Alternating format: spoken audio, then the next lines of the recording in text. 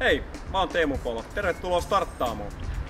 Me sijaitsemme tällaisessa Åströmin vanhassa tehtaassa. Tää on oikea, aito nahkatehdas, joka on vääntynyt ajan myötä startup-käyttöön. Mennään sisään.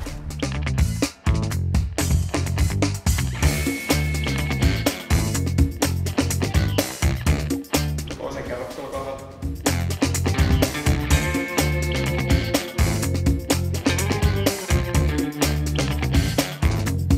Oulun startup-salaisuudet on turvallisesti avointen ovien takana. Tervetuloa.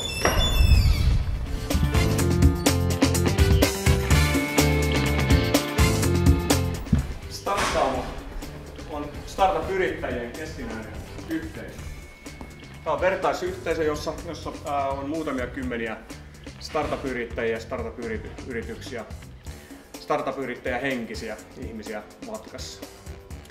Me tarjotaan käytännössä vertaistukea ja tehdään kaikenlaisia tapahtumia ja muuta, mistä on käytännössä hyötyä sitten niille yrittäjille, niille toimijoille, jotka tässä on mukana.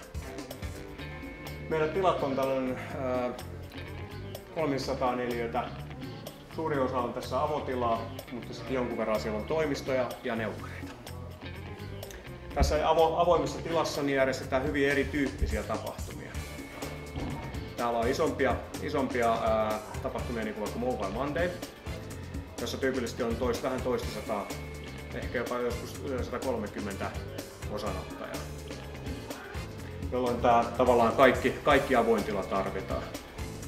Toisaalta joskus täällä, niin kuin vaikka huomenna, täällä on erilaisia yritysvalmennustilaisuuksia, jossa tämä pitää sitten taas muokata ihan erityyppiseksi tämä tila, jossa täällä on pienempiä pöytäryhmiä, jotka pääsee juttelemaan keskenään.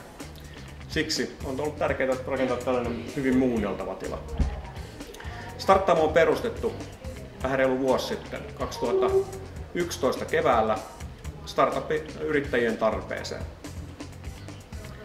Eli startup-yrittäjät totes minä, Laineen Tomppa ja Marisen Ykä, että me ei keskustella ihan tarpeeksi keskenään. Oli tarvis miettiä enemmän tällaisia yhteisiä tiloja tai sellaista paikkaa, missä voidaan suunnitella kaikenlaista ja värkätä kaikenlaista ilman, että niin tarvitsee erikseen sopia tai niin kuin vaikka sopia jotain palavereja tai lounaita. Toki sekin onnistuu, mutta se, että vaan ihmisiin törmää, niin se on hirveästi tehokkaampaa. Siitä tarpeesta, niistä ajatuksista syntyi sitten reilu vuosi sitten, puolitoista vuotta sitten pian, niin tämä Starttaamo ry. Eli tämä on voittoa tavoittelematon ry, josta ei ole maksettu vielä tähän mennessä kenellekään palkkaa eikä mitään muutakaan palkkiota. Tämä on täysin pro bono toimintaa. Toimintaa rahoitetaan lähinnä näillä jäsenmaksuilla, mutta myöskin toisaalta näillä tapahtumilla, mitä tässä pyörii. Jos täällä järjestetään jotain hauskapitoa tai coachausta, niin kaikesta yleensä jää jotain sitten ry:n rahoitukseen. Oululaiset firmat pääsee vallan mukaan tähän tällä hetkellä hyvin epäselektiivisen prosessin kautta, maksamalla jäsenmaksu. Meillä tämä ei ole mikään eksklusiivinen poikakerho, vaan täysin inklusiivinen yhteisö. Eli meille tällä hetkellä pääsee mukaan kuka tahansa alasta riippumatta. Ruukasin ennen sanoa, että se voi olla, että tänne ei maatalousyrittäjät vaikka tule, koska täältä he eivät sitten sitä vertaistukea saa. Mutta olenpa joskus huomannut täällä istuvani sitten toisaalta maatalousyrittäjän kanssa ja miettien sitä, että miten tämä ICT tai vastaavat teknologiat voivat heitä sitten auttaa.